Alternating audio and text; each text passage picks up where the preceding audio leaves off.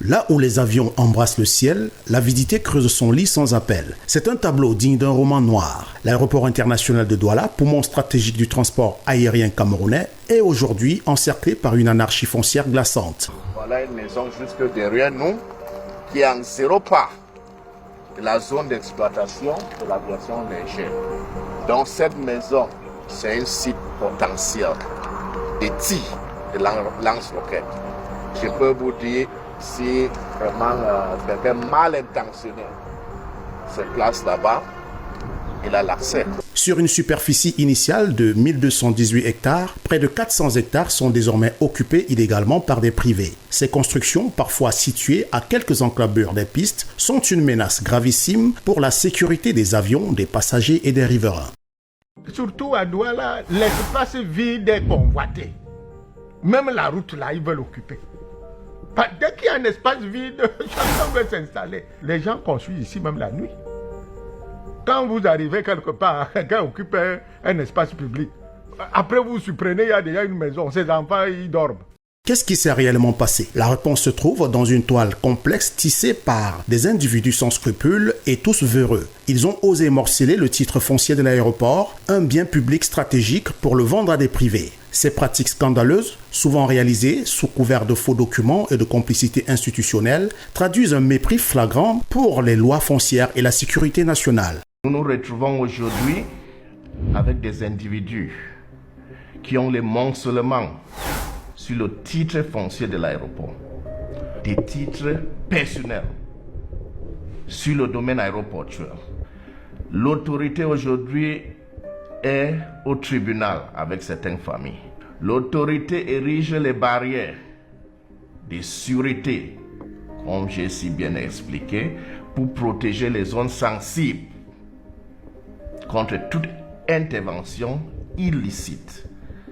Pas plus tard qu'au mois d'avril, nous avons reçu les demandes des individus qui nous demandent de les autoriser de déplacer la barrière de sécurité de l'aéroport, car ils ont les lots de terrain dans le domaine aéroportuaire.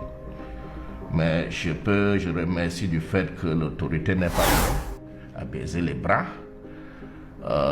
Et si rien n'est fait, moi je peux vous rassurer que l'aéroport ne serait plus exploitable du côté sécurité comme du côté sécurité.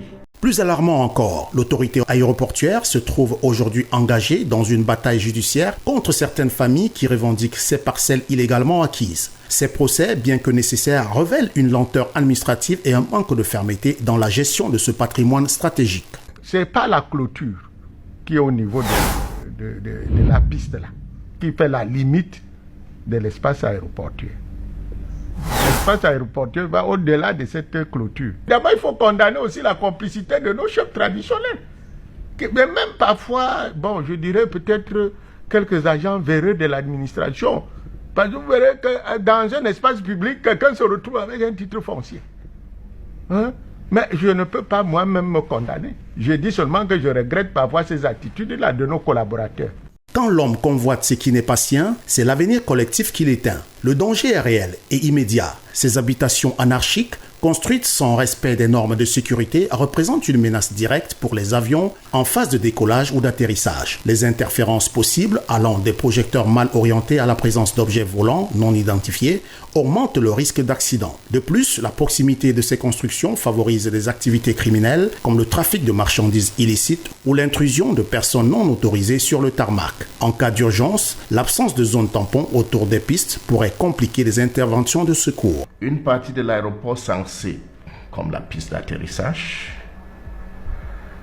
sur laquelle il est fortement interdit l'accès aux autres choses que des aéronefs, vous allez constater que la population riveraine se permet de traverser la piste sans maîtrise des consignes de sûreté et de sécurité de l'aviation civile. Par conséquent, nous en avons souvent les remises de grâce. Ça veut dire quoi? Un aéronef est en phase d'atterrissage et subitement, le pilote, l'équipage constate que sur la piste, il y a effectivement un corps étranger qu'est-ce qu'il fait? Il va reprendre une altitude en attendant donc que la piste soit libérée avant l'atterrissage. Ce scandale dépasse la simple question foncière. L'aéroport international de Douala est une vitrine du Cameroun à l'international. Voir ces lieux stratégiques gangrénés par l'avidité et la corruption envoie un message désastreux sur la capacité des institutions à protéger le patrimoine public. Il faut également souligner que cette situation n'est pas isolée. D'autres infrastructures stratégiques au Cameroun font face à des menaces similaires, alimentées par un laxisme et une absence de sanctions exemplaires. Nous ne reviendrons pas sur le cas du port de Douala. Si rien n'est fait, les conséquences seront catastrophiques. C'est un homme de loisir d'avoir les routes de patrouille internes et externes de l'aéroport. De temps en temps, nous devons sortir pour savoir la menace qui est à l'extérieur de l'aéroport et la menace qui aurait traversé pour se retrouver. Et cette route doit être minimum 3 mètres. Quand vous regardez, si je me réfère du côté de l'ancien aéroport, comme j'ai dit entre guillemets, là-bas c'est pire. Parce que notre piste de l'ancien aéroport, que les gens ont appelé de manière abusive l'ancienne piste 0422, aujourd'hui, le runway safety area est envahi par les maisons. Cette piste n'a jamais été fermée. C'est le taxiway golf de cet aéroport aujourd'hui. Cette partie de cet aéroport aujourd'hui est exploitée par l'aviation légère, aviation générale. Et vraiment, je suis désolé de vous dire, les normes ne sont plus respectées là-bas. En collaboration avec la préfecture, nous avons commencé avec des réunions avec les chefs de bloc et puis nous avons fait une descente sur le terrain pour sensibiliser ces populations. Il y a déjà des riverains qui ont déjà décidé de casser eux-mêmes et respecter les distances. Parce que là, nous on avait demandé de partir de 7 mètres de la clôture de sécurité. Parce que nous avons la clôture de sécurité, ils étaient très proches. Donc on leur a demandé effectivement de partir à 7 mètres. Donc eux-mêmes, ils ont décidé de casser et respecter les 7 mètres qui ont été demandés. Outre les risques pour la sécurité aérienne, cette anarchie pourrait entraîner une perte de crédibilité du Cameroun sur la scène internationale. Aujourd'hui, nous en avons une menace terrible qui pèse sur l'aviation. C'est l'usage de MANPAD, Man Portable Air Defensive System, dont les lance-roquettes. Et quand vous regardez, l'aéronef vole au sol, en air, et avec les maisons partout, par-ci, par-là, que nous n'arrivons pas à identifier les habitants avec la menace qui pèse au Cameroun, qui n'est pas un secret. N'importe qui pouvait rester dans sa chambre et atteindre un aéronef, soit en face d'atterrissage ou en face de décollage. Donc presque toutes les maisons qui se retrouvent autour de l'aéroport aujourd'hui à Douala sont ce qu'on appelle dans nos jargons techniques les sites potentiels de tir de lance-roquettes. Nous sommes en train de préparer une audit de l'OACI, dont l'instant international, l'Organisation internationale de l'aviation civile, qui viendra auditer le Cameroun. Et si vous en avez 100% à Yaoundé, l'aéroport de Yaoundé est 100% protégé et l'aéroport de Douala n'est pas au même niveau. C'est le Cameroun qui sera blacklisté. C'est le Cameroun qui sera déclaré comme une destination pas sûre. Et vous pouvez imaginer la conséquence. Comment se fait-il que le Cameroun, qui était dans les 60, ENOP, Éthiopie, venait pour faire les maintenances des avions.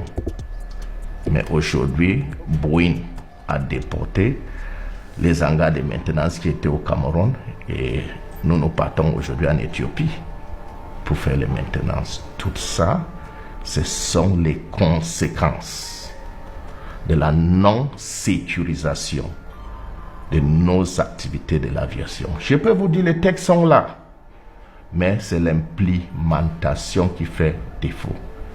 Et si l'implémentation fait défaut, c'est le facteur humaine. Une chose est sûre, le gouvernement est en train de renforcer des moyens pour non seulement sécuriser les 400 hectares illégalement occupés, mais aussi poursuivre en justice tous les acteurs impliqués dans ce scandale. C'est à partir d'ici que nous nous ravitaillons ou avitaillons des aéronefs.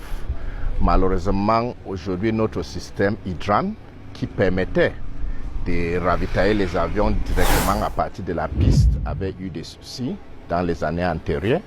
Ça a été réparé, ça reste à être certifié avant de remettre en service. Comme vous allez constater, nous en avons les mamans qui brassent les poissons, qui brassent les maïs partout, à côté des cuivres pétroliers. Imaginez-vous quand on avait eu la fuite dans les années antérieures. Et ça se verse vers la maman que nous venons de voir qui fait le beignet à côté. Ça devait produire quoi? Les explosions dans cette cuivre. Et si cette cuivre s'expose, son impact pouvait aller au-delà de plus de 8 km. Mais le temps presse. Ce n'est qu'en rétablissant l'ordre et en appliquant des sanctions exemplaires que le Cameroun pourra retrouver sa dignité et garantir la sécurité de ses infrastructures stratégiques. Nous prenons le temps de dire aux gens, non, ce n'est pas ici que vous devez vous installer, parce que c'est un domaine public. Dois-je encore vous rappeler que l'espace public, c'est notre espace à tous? Pourquoi un individu, lui, va s'accaparer de ce qui nous appartient à tous pour dire que ça devient sa propriété? Nous leur expliquons cela. Parce qu'il y a d'abord la pédagogie qu'il faut exercer. Nous disons, non, mon ami, quand tu te mets sur l'espace public, c'est notre espace à tous. Hein? Si tu veux même y rester, demande une autorisation du ministre des Domaines qui va t'autoriser, et l'autorisation est assortie d'une redevance que tu dois payer parce que tu occupes notre espace à tous. Un particulier qui vient s'installer sur une voie publique, la voie publique, c'est nous tous qui devons l'occuper ou alors l'utiliser. En ce moment-là, il paye une redevance. Mais il n'y aura pas d'autorisation d'occuper. Le ministre ne délivre pas les autorisations d'occuper au niveau des espaces aéroportuaires ou même maritimes. Parce que vous vous souvenez, à Essengue, on a été obligé de faire partie des gens. Comment vous pouvez expliquer qu'il y a un quartier dans un port? C'est du jamais vu. Dans le monde entier, je n'ai jamais appris que dans un port, les gens ont un quartier là, d'habitation.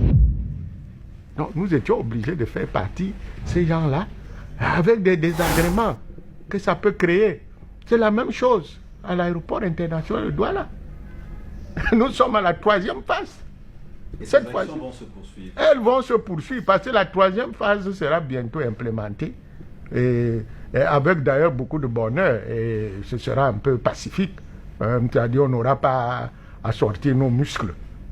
Cette fois-ci, l'autorité aéronautique a promis, à travers Madame le directeur général, Madame Koki, de les accompagner. Que l'avidité laisse place à la raison et que l'intérêt collectif soit notre horizon.